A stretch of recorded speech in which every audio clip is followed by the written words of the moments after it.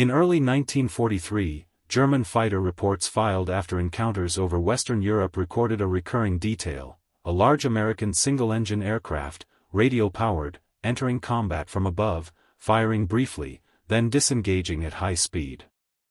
The same reports listed unusually dense impact patterns on wings, fuselage, and cockpit areas within fractions of a second. In several cases, pilots noted that control response changed immediately after the firing pass, even though the exposure time was minimal. At the same time, recognition summaries circulated within German units described the aircraft as heavy, slow to climb, and unsuited for close maneuver combat. Briefing notes emphasized exploiting its size and apparent lack of agility.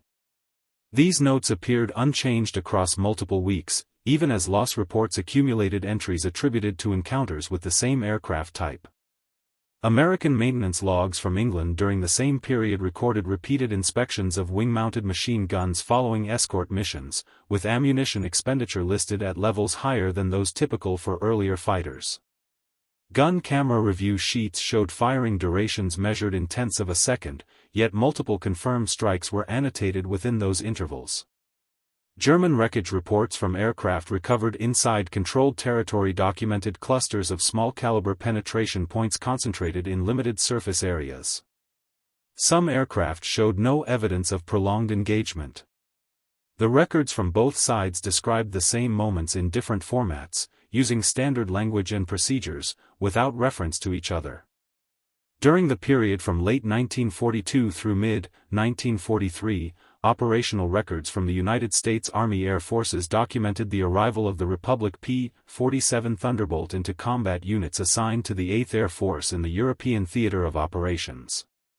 These aircraft were received at airfields in England that had previously hosted fighter units equipped with earlier types, including the P-38 Lightning and the P-51 Mustang in limited numbers, as well as British Supermarine Spitfires temporarily assigned to American squadrons.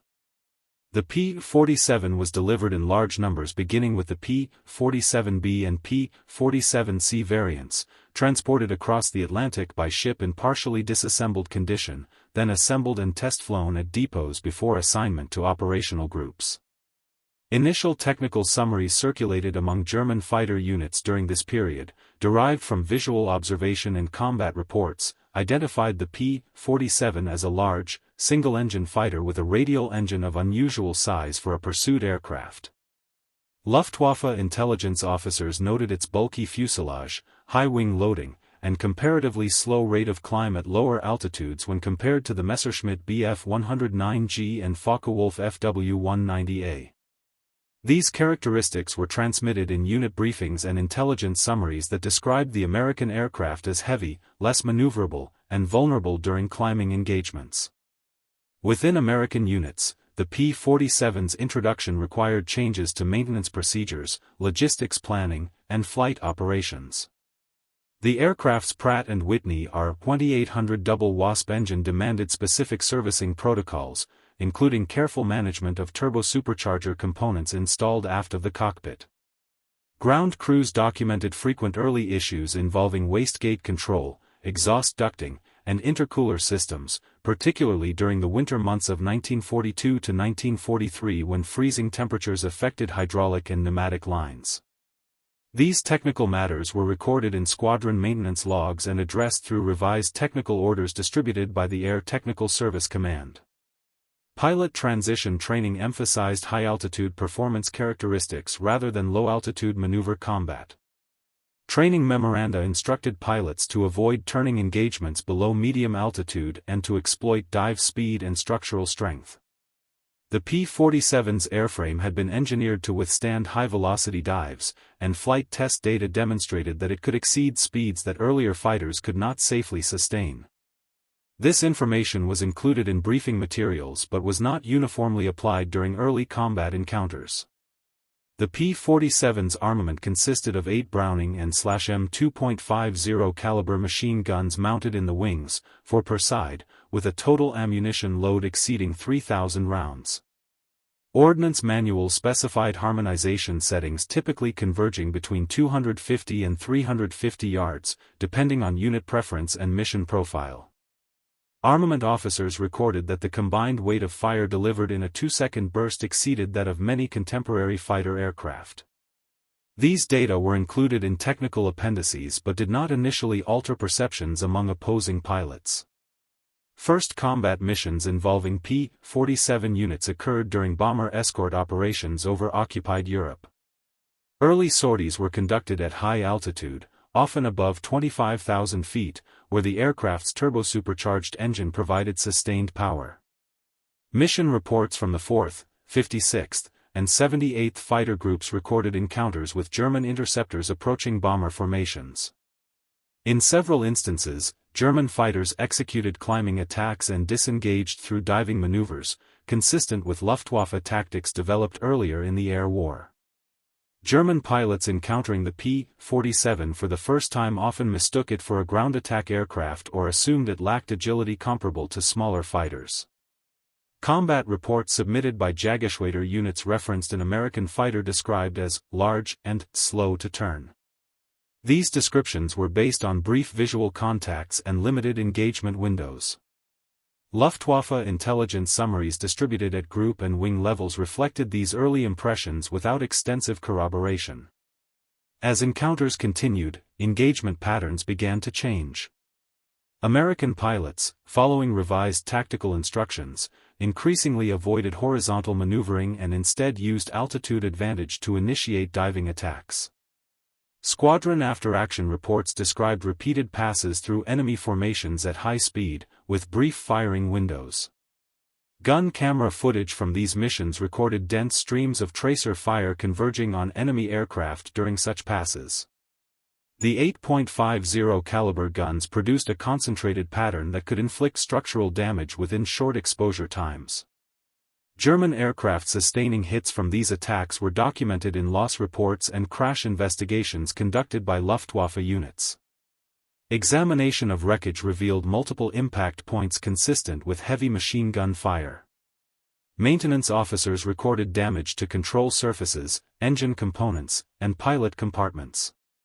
In several cases, aircraft returned to base with extensive damage, while others failed to return, their losses attributed to fighter engagement in mission summaries.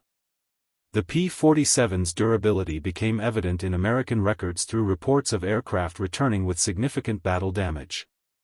Maintenance logs detailed aircraft landing with multiple holes in wings and fuselage, damaged control surfaces, and, in some instances, partial loss of engine cowling. The radial engine's configuration allowed some aircraft to sustain damage without immediate power loss. These incidents were recorded without commentary, noting only the nature of the damage and subsequent repair actions. By early 1943, Luftwaffe units began adjusting their engagement instructions. Tactical memoranda advised pilots to avoid head-on attacks against the P-47 and to exploit moments when the aircraft was climbing or maneuvering at lower speeds. These adjustments were documented in operational orders and training briefings. Despite these changes, encounters continued to result in losses on both sides. During bomber escort missions over industrial targets in Germany, P-47 units often engaged enemy fighters attempting to reach bomber formations. Mission reports detailed the timing of engagements, altitudes, and estimated enemy numbers. Pilots recorded firing bursts at ranges consistent with harmonization settings, with claims submitted based on observed strikes, smoke, or structural failure. These claims were reviewed by intelligence officers and cross-checked with gun camera footage where available. German pilots who survived encounters submitted combat reports noting the volume of fire encountered. These reports described sudden concentrations of tracer fire during diving attacks. Such descriptions were factual, focusing on the sequence of events and the pilot's actions. Intelligence officers compiled these reports into summaries circulated among units, noting the American fighter's armament without interpretive commentary. As operations expanded into escort missions deeper into German airspace, the P-47's fuel limitations became apparent. Operational orders specified maximum penetration distances, and escort coverage often ended before bombers reached their targets. These limitations were recorded in planning documents and mission summaries. Despite this, within the covered zones, P-47 units continued to engage enemy fighters using established tactics. Ground attack missions began to be assigned to P-47 units as the air war progressed. These missions involved strafing airfields, rail lines, and motor transport. Ordnance loadouts included bombs and rockets in addition to the standard machine gun armament. Operational records detailed sortie numbers, target types, and ordnance expended. Encounters with German fighters during these missions continued, often at lower altitudes.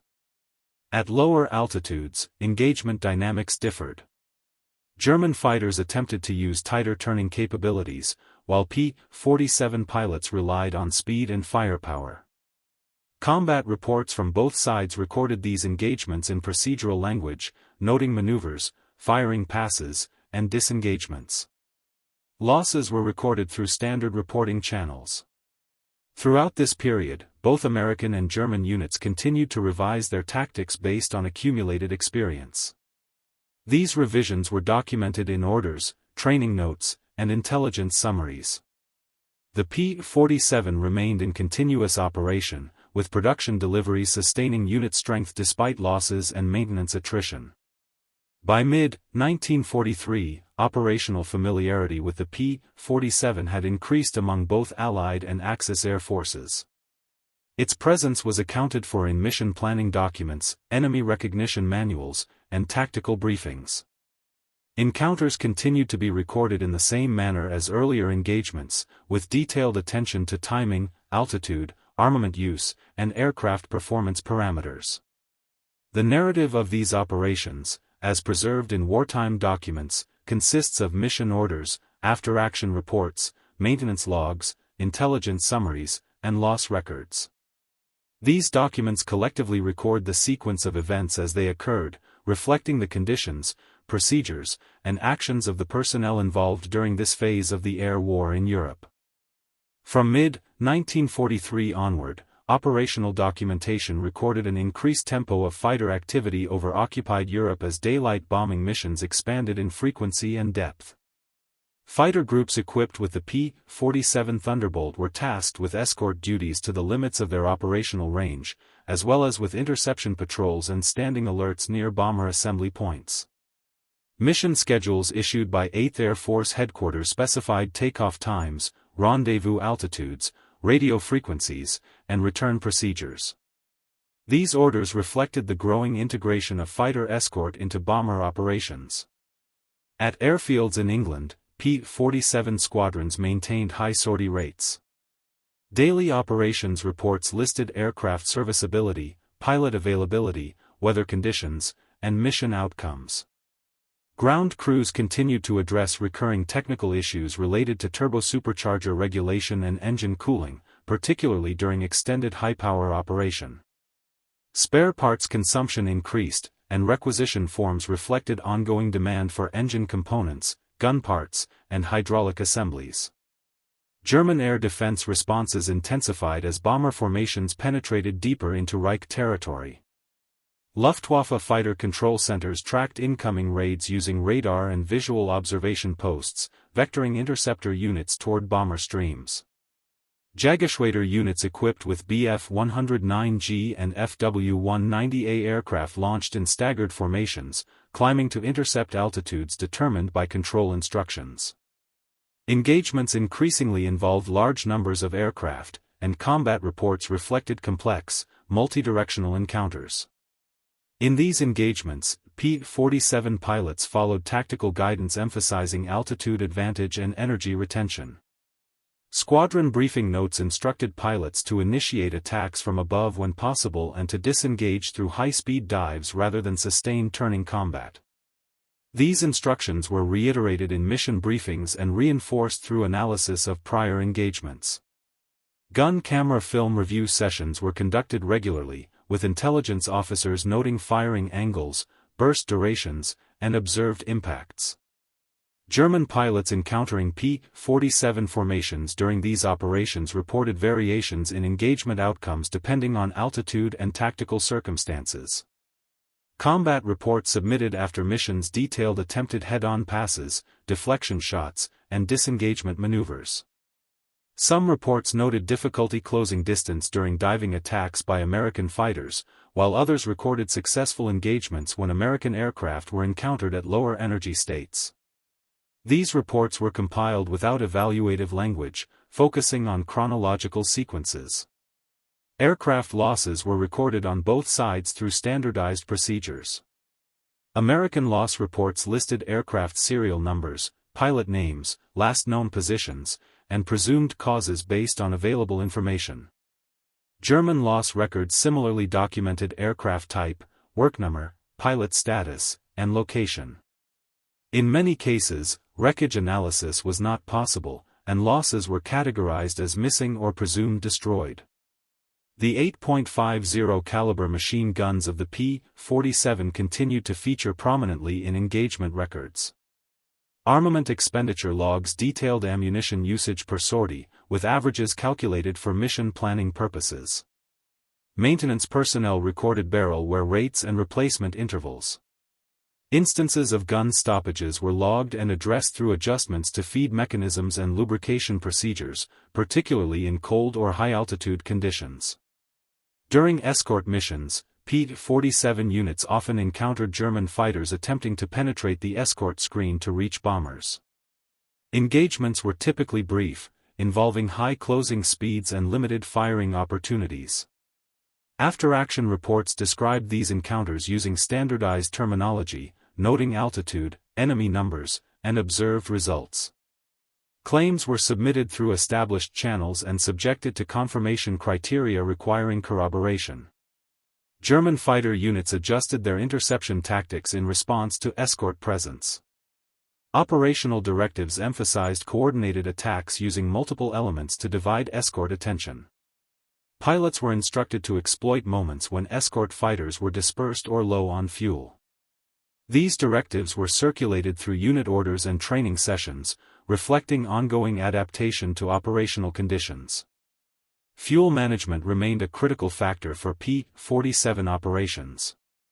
Mission planning documents specified drop tank usage, fuel reserve requirements, and disengagement points. Instances of aircraft diverting to alternate fields due to fuel shortages were recorded in flight logs. Recovery procedures included emergency landing protocols and coordination with ground units for aircraft retrieval. As summer 1943 progressed, P-47 units increasingly conducted fighter sweeps ahead of bomber formations.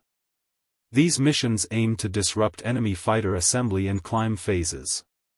Sortie reports detailed flight paths, altitudes, and contact points. Engagements during sweeps often occurred at higher altitudes, where the P-47's turbo-supercharged engine maintained performance. German pilots reported encounters during climb phases, sometimes resulting in immediate engagement. Ground attack assignments expanded concurrently. P-47 aircraft were fitted with bomb racks and, later, rocket launchers. Ordnance loading records listed bomb types, fuse settings, and release procedures. Training memoranda outlined attack profiles, emphasizing shallow dive angles and egress routes. These missions frequently resulted in exposure to ground fire, which was documented in damage reports. Damage assessment reports from ground attack sorties recorded impacts from small arms fire and light anti-aircraft artillery. Aircraft returned with punctured control surfaces, damaged landing gear, and, in some cases, engine impairment. Maintenance crews documented repairs and turnaround times, noting when aircraft were grounded for extended maintenance. German air defense units documented increased fighter-bomber activity in their sector reports. These reports listed targets attacked, estimated aircraft numbers, and observed damage. Fighter units tasked with countering these missions reported engagements at low altitude, where maneuvering constraints differed from high-altitude combat. Combat reports described rapid engagements and disengagements influenced by terrain and ground fire. Throughout this period, intelligence summaries on both sides continued to circulate. American intelligence officers compiled enemy order of battle information, aircraft markings, and tactics observed during engagements. German intelligence summaries included recognition data and engagement notes regarding American fighter types. These documents were factual compilations intended for operational use. Training programs evolved alongside operational experience. Replacement pilots arriving at P-47 units underwent orientation flights and tactical briefings. Training syllabi emphasized gunnery accuracy, formation discipline, and emergency procedures. Gunnery practice records documented scores and ammunition expenditure during training flights.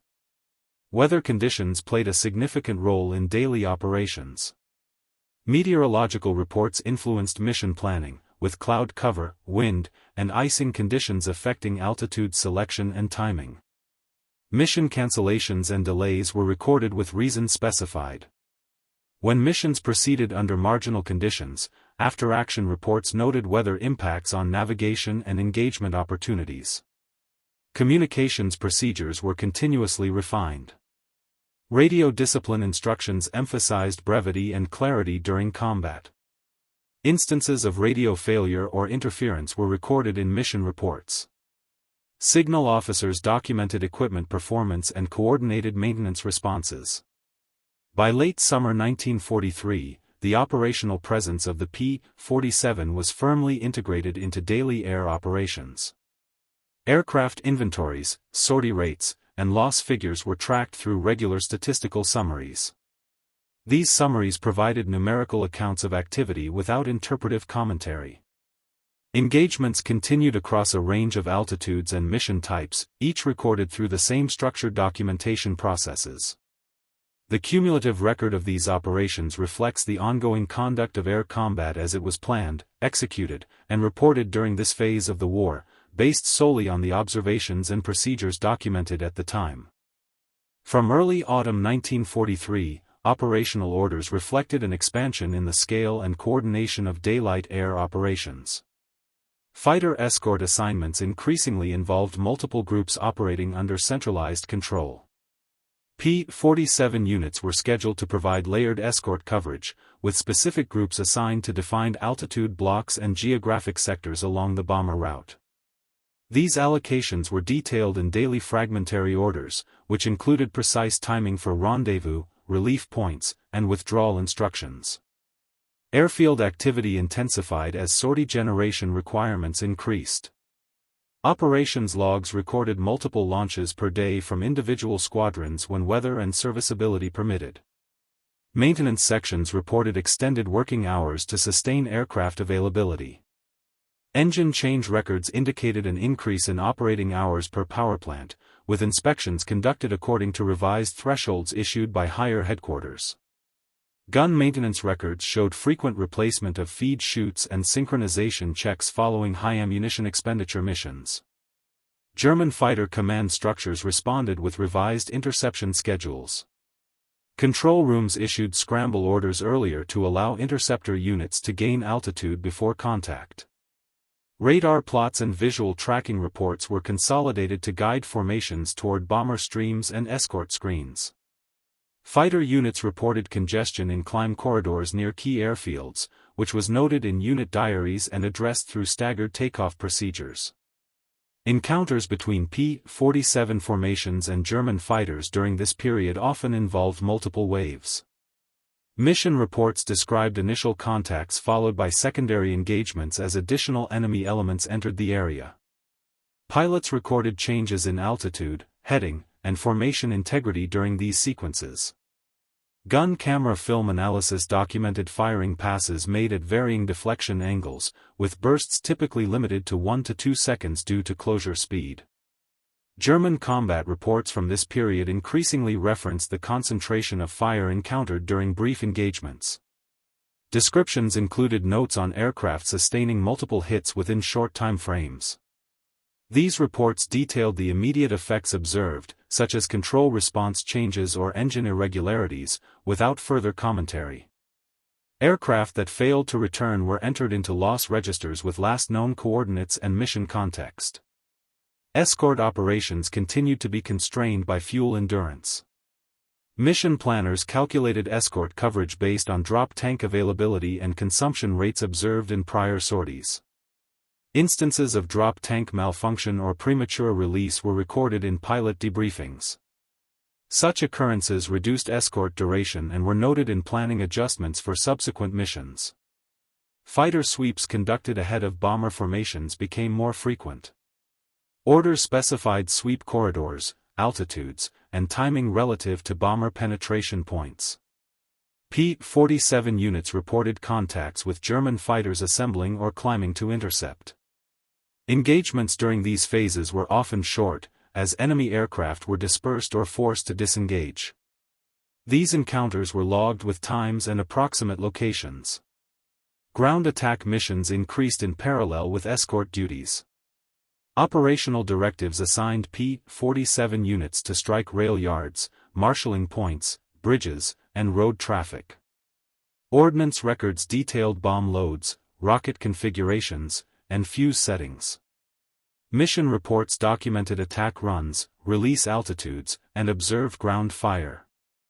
Damage assessments recorded aircraft returning with flak damage, including punctured fuel tanks and damaged control cables.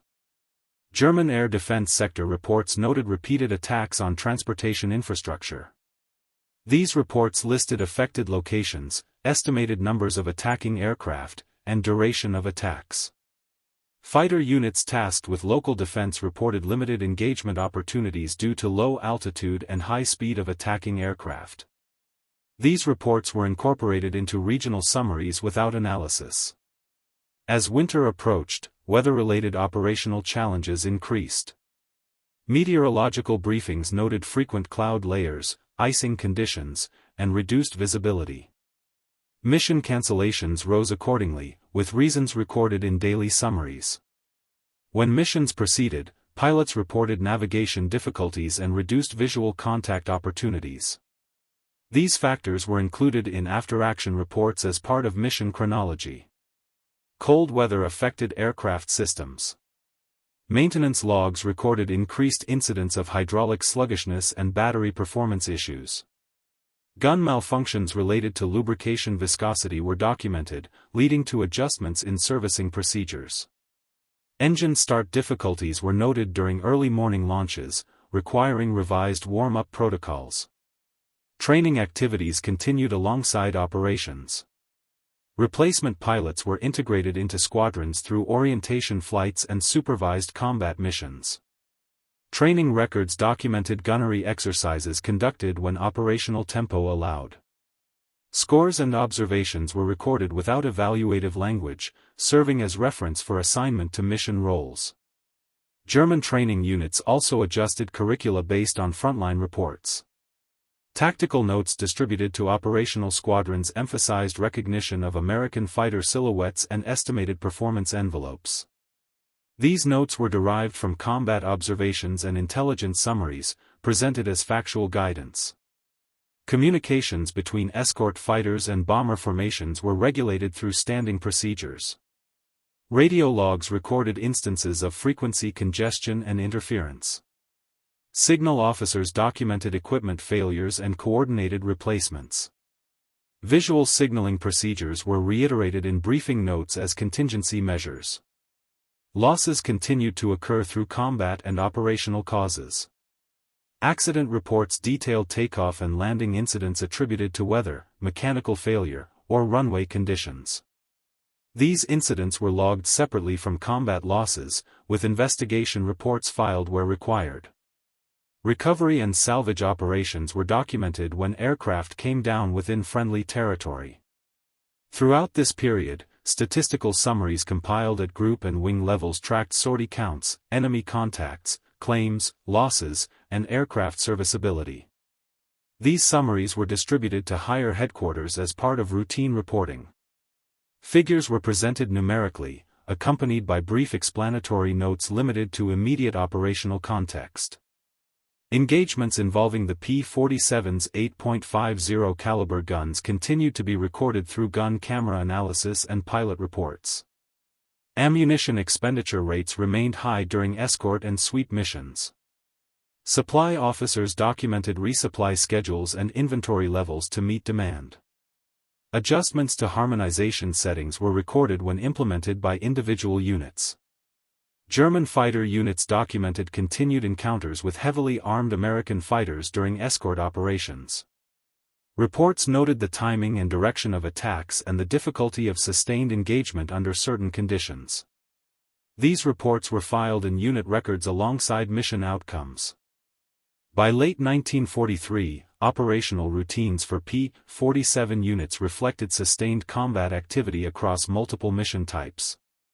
Orders, reports, and logs from this period collectively recorded the conduct of daily air operations as they unfolded, detailing movements, engagements, and technical matters strictly within the framework of contemporaneous documentation.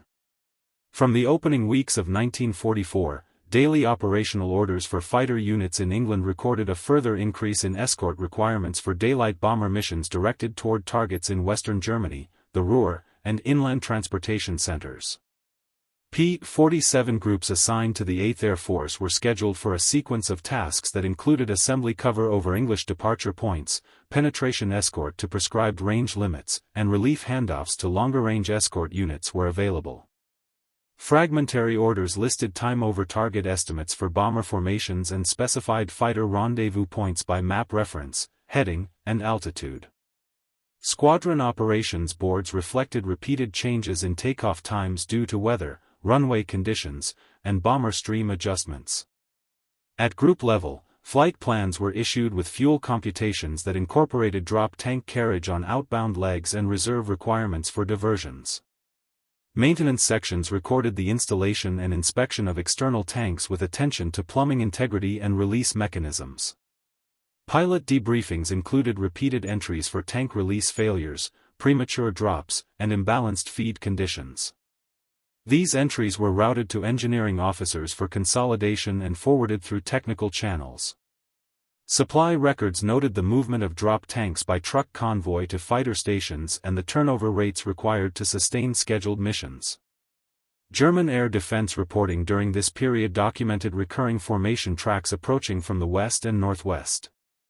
Fighter control networks issued scramble orders based on radar plots, with intercept vectors transmitted to climbing formations. Luftwaffe unit diaries recorded frequent alerts, rapid turnarounds, and shortened maintenance windows between sorties. Aircraft availability returns listed serviceability constraints driven by engine hours, battle damage, and winter weather effects. Reports filed by ground echelons noted increased strain on spare parts inventories for propeller assemblies, engine accessories, and armament components. In the air, escort encounters continued to be characterized by short firing opportunities and high closure rates. P-47 pilots reported contacts developing from sun or cloud cover, followed by diving passes executed to retain speed through the attack. Gun camera film review reports logged firing times to the tenth of a second and noted observed strikes by tracer impact pattern. Claims were submitted in standard format with location, altitude, and time entries. Intelligence officers compiled these into group summaries, recording the number of claims by category and the supporting evidence available. German combat reports filed after interception missions increasingly described abrupt concentrations of machine gun fire encountered during attempted approaches. These reports listed the direction of incoming fire and described observed results such as canopy damage, engine smoke, or loss of control response. When pilots returned with damage, ground crews documented penetration points and structural deformation. Repair sections recorded the replacement of control cables, patching of skin panels, and the removal of damaged wing segments where required. During January and February 1944, weather remained a dominant factor in mission execution. Meteorological bulletins issued to fighter stations noted recurring low ceilings, icing layers, and crosswinds affecting departure and recovery. Mission cancellations were entered into operations logs with the stated cause and the time of cancellation. When missions launched, flight leaders reported reduced visual contact with bombers during rendezvous, with reliance placed on timing, radio calls, and navigation aids. Some mission records noted formation dispersal during climb through cloud and subsequent reassembly over assigned beacons. Cold weather maintenance entries continued to include hydraulic sluggishness, oxygen system leaks, and radio failures attributed to moisture and temperature. Armament section logs recorded additional cleaning cycles and changes to lubricants.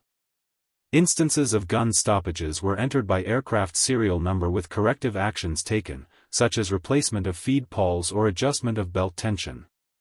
Engineering officers circulated reminders regarding pre-flight checks for turbosupercharger linkage and wastegate control movement. As escort missions extended toward central Germany, P-47 groups operated close to prescribed range limits.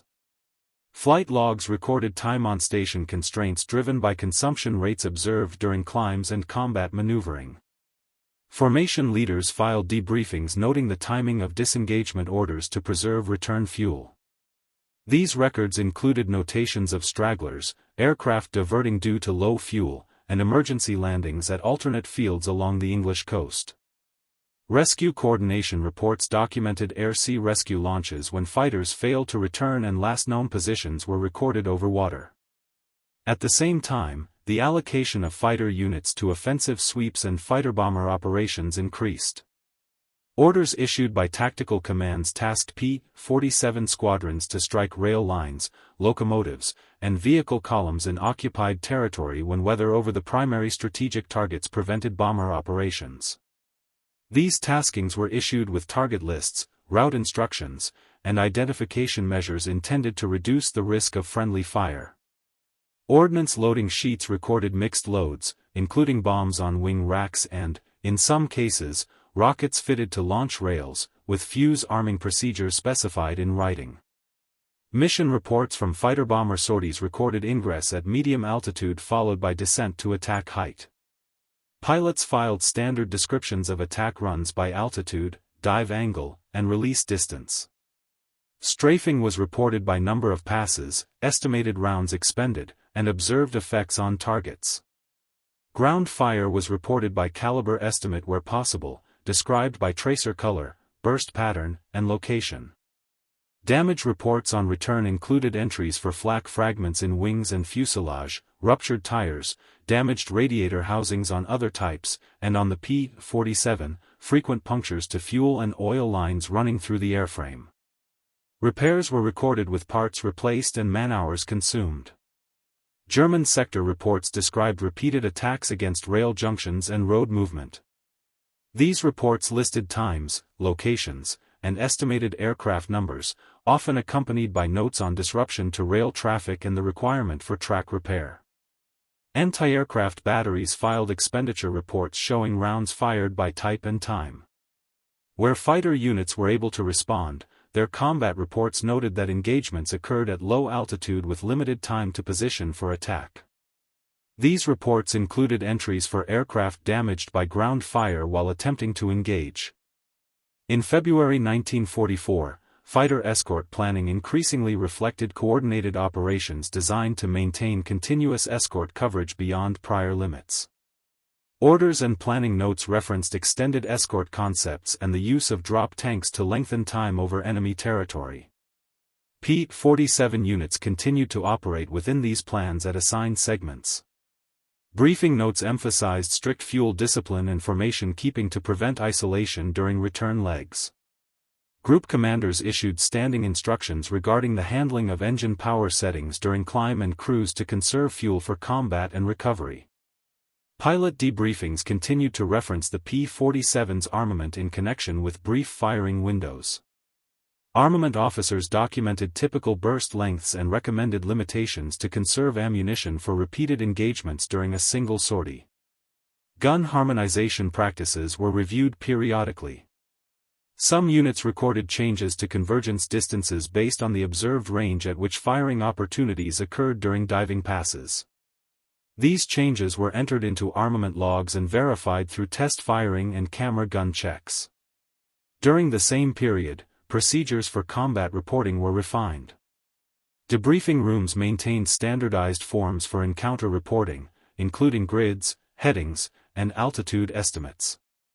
Intelligence officers recorded enemy aircraft markings when observed and consolidated notes regarding new camouflage patterns or unit identifiers. Recognition officers updated identification charts and distributed them before missions. Captured documents and interrogation summaries, when available through intelligence channels, were circulated in edited form with emphasis on current enemy tactics and unit locations. German fighter units documented increased losses during high-tempo periods. Staffel logs recorded pilot status as returned, wounded, missing, or killed, and aircraft status as reparable, damaged beyond repair, or destroyed. Maintenance sections filed returns listing repair backlogs and aircraft awaiting parts. Training and replacement flows were recorded in administrative channels, with postings and transfers entered into unit records. Nightly reports to higher headquarters summarized daily activity by sorties flown, contacts made, and losses sustained. As March 1944 progressed, the frequency of large bomber missions continued, and fighter operations were scheduled accordingly. P-47 groups recorded repeated early morning launches to cover bomber assembly. These missions involved extended loiter times at altitude over prescribed areas, followed by escort segments or sweeps. Flight records noted cold exposure in cockpits, oxygen usage, and incidents of frost formation on canopy edges. Some mission reports included entries for pilots descending temporarily to adjust equipment or clear canopy fog, then returning to assigned altitude blocks.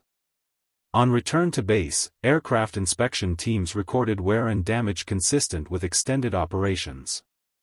Tire wear, brake wear, and landing gear component fatigue were logged. Landing incidents during crosswind conditions were recorded in accident forms, with statements from pilots and ground witnesses taken as required.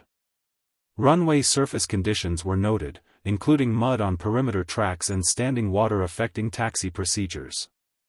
These entries remained procedural, focused on immediate corrective actions and aircraft disposition.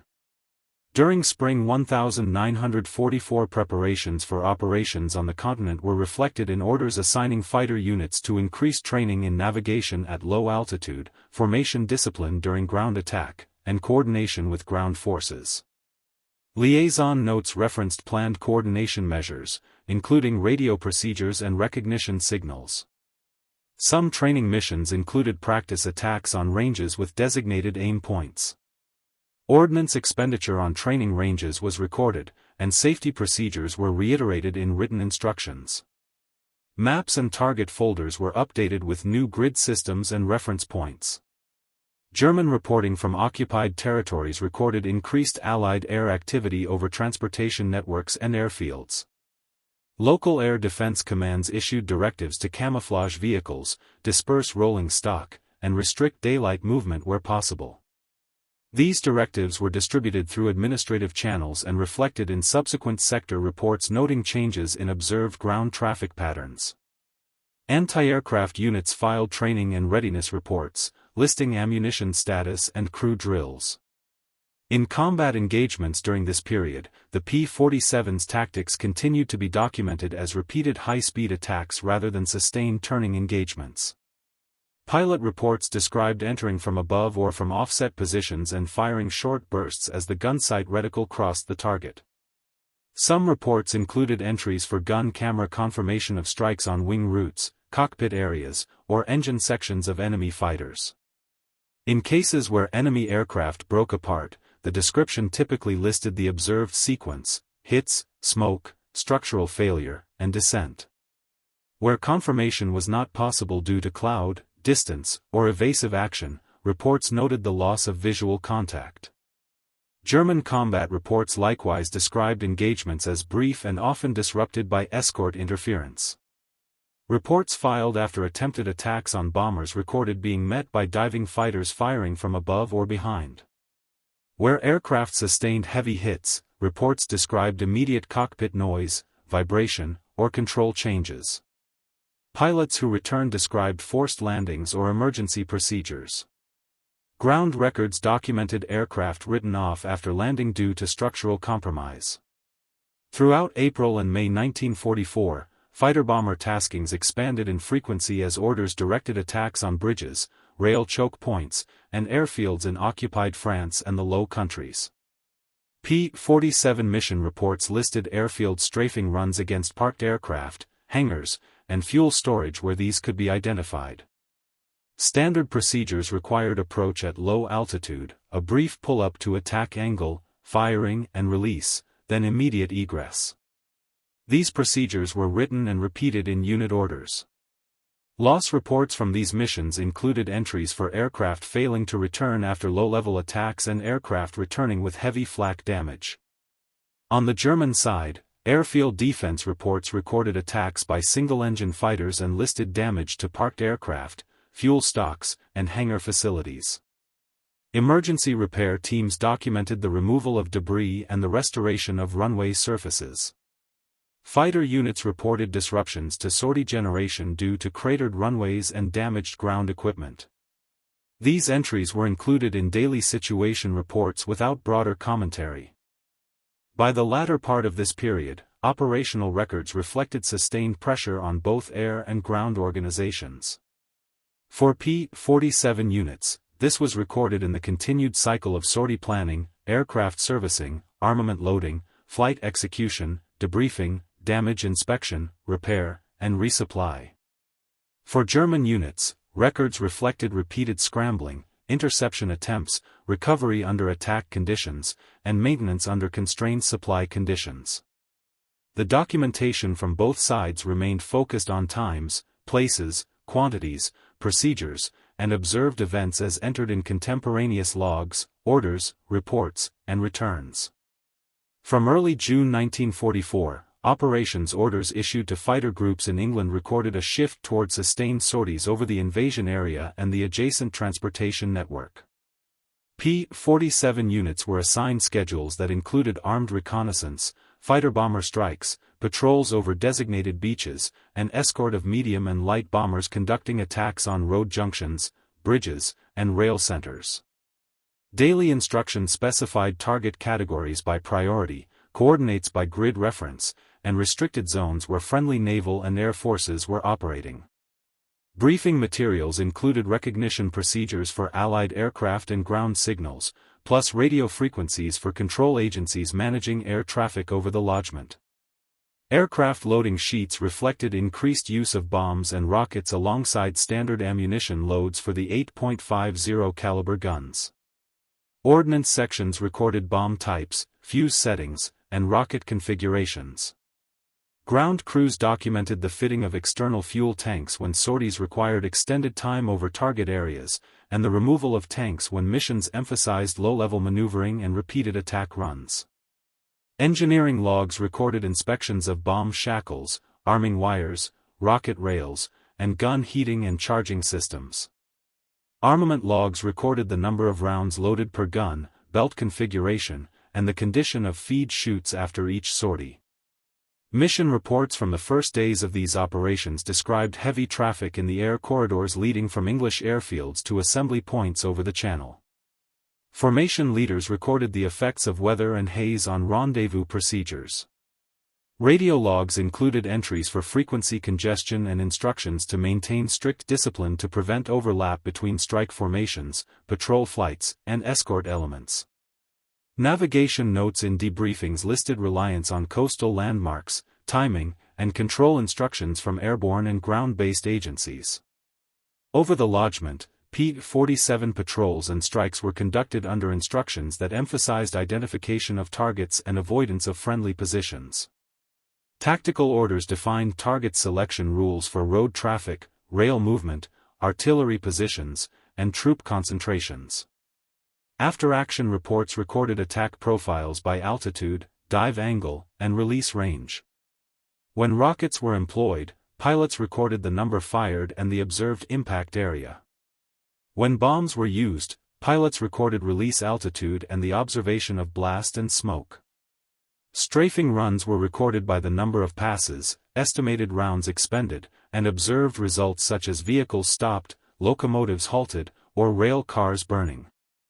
Ground fire reports listed observed tracer color and estimated caliber, with locations marked on maps during debriefings. German air and ground defense reports from the same period recorded persistent attacks against movement on roads and rail lines in areas behind the front. Sector reports listed times and locations of air attacks, with notes on disruptions to transport and communications. Anti-aircraft units filed ammunition expenditure reports with times, estimated aircraft numbers, and observed results, including aircraft seen trailing smoke or descending. Fighter units tasked with opposing these missions recorded scramble orders and attempted interceptions at low altitude, often constrained by limited warning time and the need to avoid friendly ground fire zones. Air combat encounters in this environment were recorded as brief and often interrupted by terrain, cloud, and the dispersion of aircraft into small elements. P-47 pilots reported contacts with single aircraft and pairs, as well as small groups of enemy fighters appearing near road junctions, river crossings, and rail lines. Engagement reports frequently described initial sighting at low or medium altitude, followed by a diving or climbing turn to position for a firing pass. Gun camera review notes recorded short bursts. When hits were observed, reports described strikes along wings, fuselage, or cockpit areas, followed by smoke, pieces separating, or the aircraft rolling and descending. When confirmation was not possible due to cloud, evasive maneuvering, or loss of visual contact behind terrain, reports recorded the point of last sighting and the observed condition at that moment. German combat reports from this period described attacks disrupted by escorting or patrolling fighters and by concentrated machine gun fire delivered during high-speed passes. Reports filed by returning pilots noted being fired on by single-engine fighters approaching from above or from offset rear quarters. Descriptions included tracer streams crossing the flight path, impacts on wings or fuselage, canopy damage, and engine irregularities. When pilots reported heavy hits, ground crews recorded penetration points, structural damage, and the need for immediate repair or write-off. Where aircraft were lost, loss entries recorded last known location, time, and the mission context. P-47 units continued to record aircraft returning with damage from ground fire and air engagements. Maintenance logs listed bullet holes and flak fragment damage in wings, fuselage, and tail surfaces. Entries included damaged hydraulic lines, punctured tires, bent landing gear components, and damaged turbosupercharger ducting. Repair records listed parts replaced, patchwork completed, and the time required to return aircraft to service. In cases of aircraft requiring major structural repair, engineering officers recorded the decision to transfer airframes to depot-level maintenance. Accident reports documented takeoff and landing incidents related to heavy loads, wet runways, crosswinds, and pilot fatigue, with statements and technical findings entered according to procedure. Operational orders during the following weeks expanded the scope of fighter-bomber work. Target folders issued to squadrons included updated maps showing bridges, rail choke points, depots, and road junctions. Briefing notes emphasized the identification of vehicles and rolling stock, the avoidance of hospitals and marked civilian facilities were known, and the requirement to observe restricted zones. Pilots recorded in debriefings the presence of dispersed vehicles under tree cover and the use of camouflage netting over supply points. Strike reports included entries for repeated attacks on the same road segments where traffic resumed after earlier strikes. As operations moved inland, fighter groups relocated forward to airfields on the continent. Movement orders listed advance party schedules, equipment lists, and the sequencing of ground echelon transport. Engineering sections recorded the establishment of new maintenance lines and the receipt of fuel, ammunition, and spare parts at forward strips. Runway conditions at these fields were recorded in daily station logs, including dust, mud, and surface wear from heavy traffic.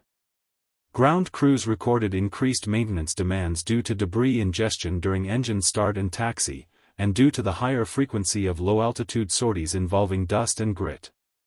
From forward bases, P-47 units flew repeated short-range missions with multiple takeoffs per day when weather and serviceability permitted.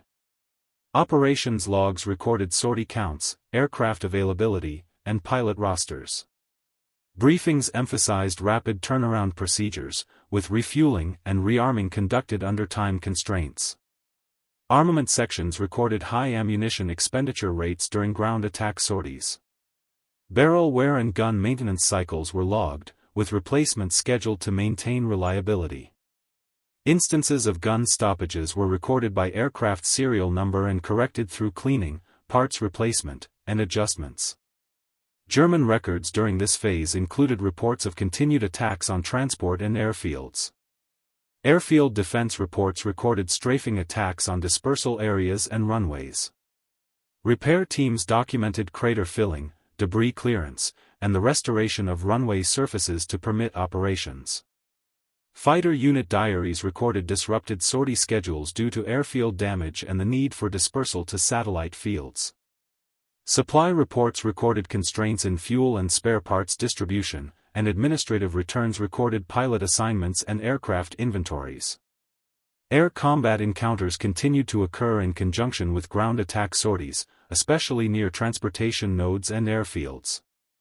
P-47 pilots reported seeing enemy fighters attempting to intercept or to protect specific areas, often at low altitude. Engagement descriptions included rapid turns, brief bursts, and disengagements influenced by fuel state, ground fire, and the need to remain within assigned patrol or strike zones. Gun camera review logs noted the characteristic high density of tracer fire during brief firing windows. When aircraft were observed taking multiple hits, reports recorded immediate structural failure or abrupt changes in flight path. German combat reports during these encounters frequently recorded that a single pass by an American fighter could place numerous impacts on the aircraft within a short interval. Reports described the effect of concentrated machine gun fire on control surfaces and the cockpit area.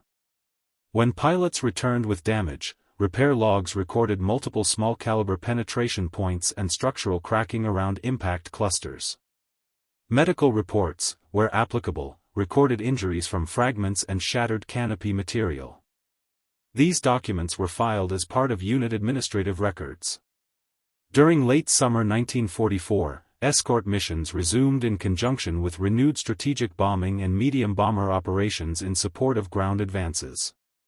P-47 units were assigned escort to medium bombers striking bridges, marshalling yards, and fortified positions, as well as high-altitude escort segments when longer-range escorts were not available for all phases.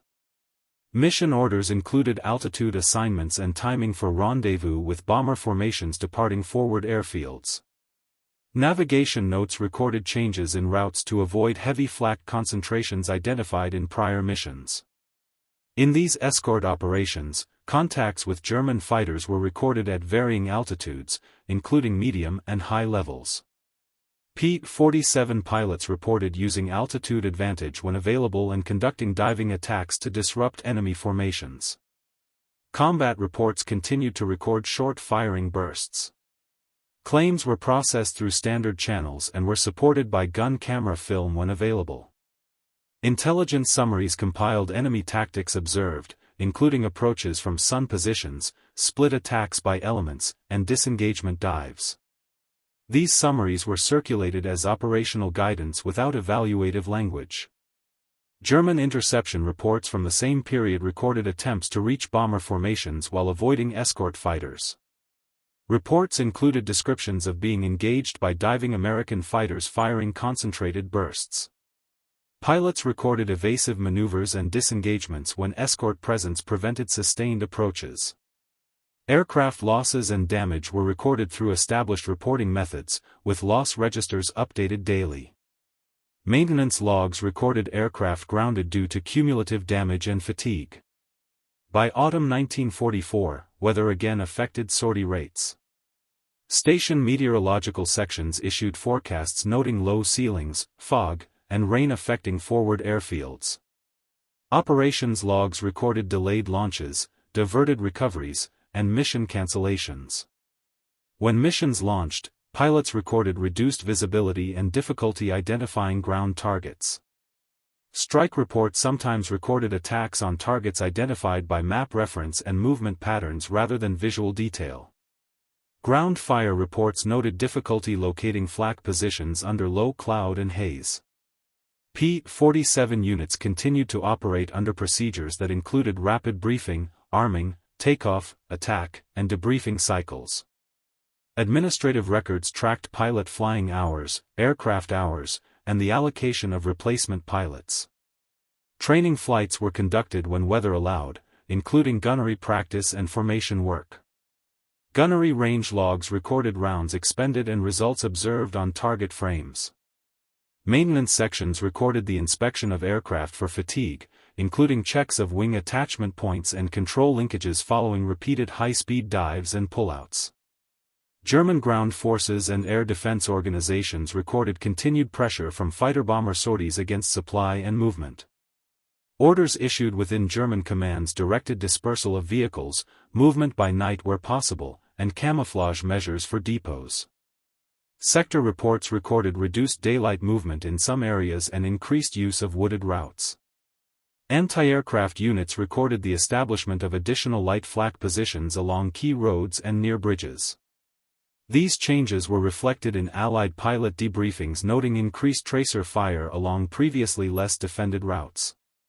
During the winter period of late 1944 and early 1945, operations orders recorded continued armed reconnaissance and strike missions against transportation and supply targets.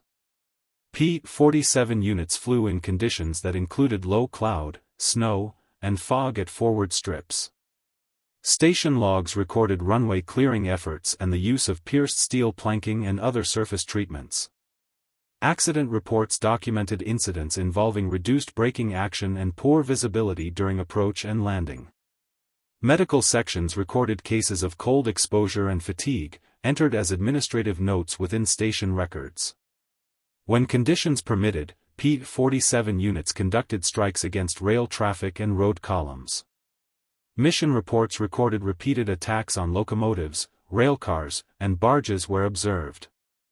Pilots recorded the use of .50 caliber fire against locomotives and vehicles at low altitude, noting the number of passes and the observed stoppage of movement.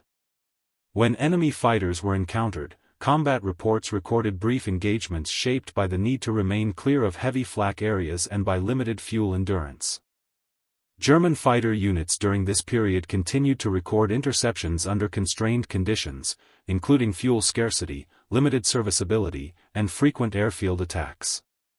Unit diaries recorded dispersal and movement between fields, with maintenance performed under time constraints and with reduced parts availability.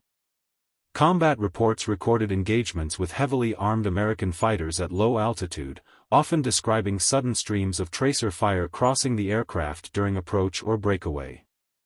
Loss and damage records continued to be updated daily, with aircraft inventories reflecting repair backlogs and write-offs.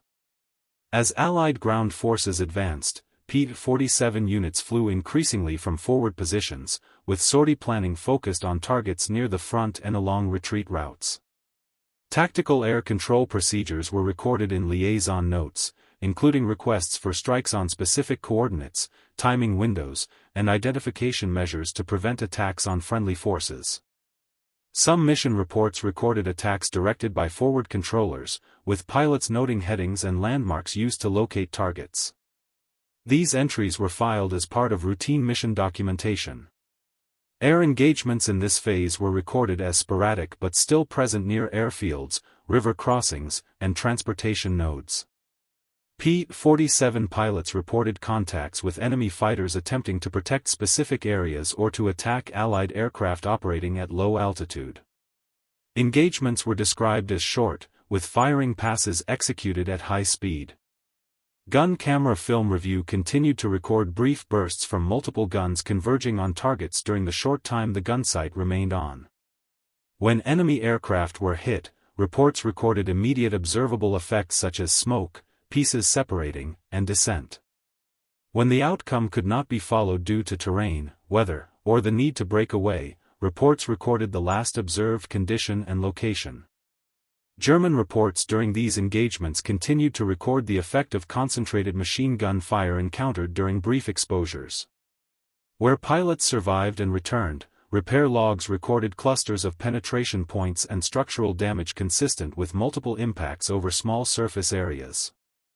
Medical records, when applicable, recorded injuries from fragments and shattered glazing. These records were maintained within unit administrative systems.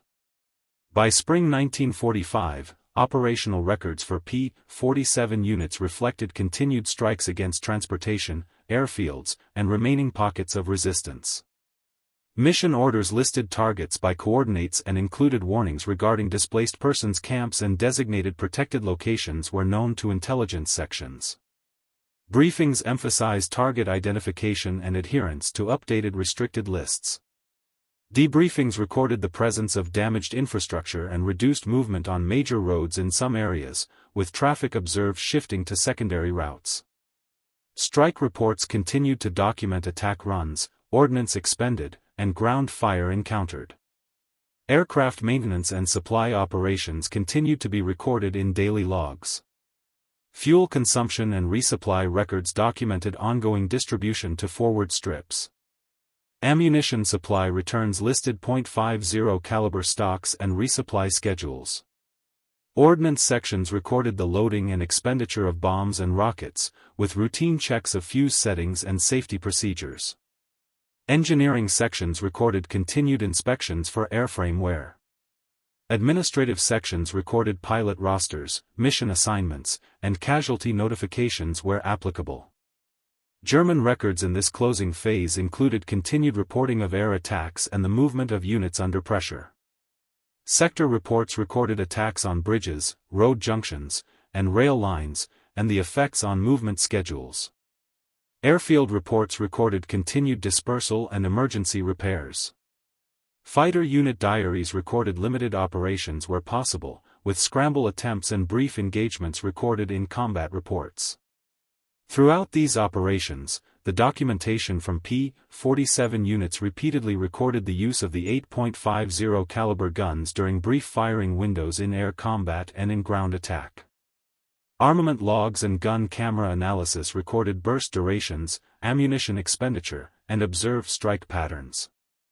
Combat reports from opposing pilots recorded the same sequences from their side: sighting, approach, tracer fire, impacts, aircraft response, breakaway, and return or loss. The record of these events remained in the form used at the time: orders, logs, returns, debriefings, and damage assessments, each listing the immediate details of time, place, procedure, and observation as entered in contemporaneous wartime documentation.